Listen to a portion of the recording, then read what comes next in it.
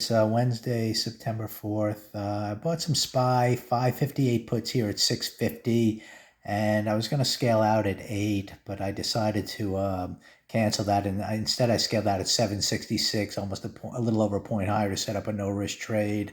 I just wanted to point out I've kind of came into the day biased to the downside, but opening price action. I'm on my laptop computer here now.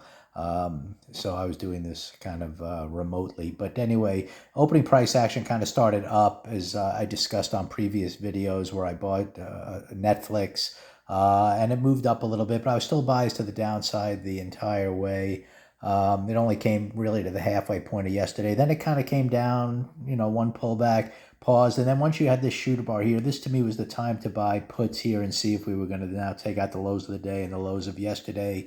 If we look at the daily chart, we're just inside of yesterday and we still haven't hit yesterday's low yet. So at some point we can move down there. I'm still anticipating in the big picture moving down into this gap area that I've discussed on previous on yesterday's previous update video. So, I'm biased to the downside, the up opening here. I just wanted to patiently wait. And to me, given this intraday structure on the 15-minute chart, the one move up that then, then pulled back, had a little bit of a move, and then had the shooter bar. This was, to me, the logical time, given the structure on the day, to try to buy puts to see if we can get to the lows of the day, lows of the pre-market, lows of yesterday.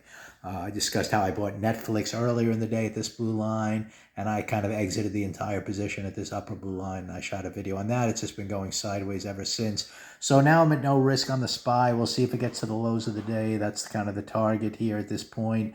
And in the big picture, like I said, we're seeing if this daily chart really wants to follow through. The weekly chart, which is down here, is kind of a 2-down week now with room to kind of start filling in, this gap area, as I discussed on yesterday's video as well. So again, bias to the downside all day, but you had to patiently wait for an opportunity, to buy puts, and it wasn't at the open. And to me, it was on this shooter bar. So we'll see what happens at no risk right now as the rest of the afternoon goes on.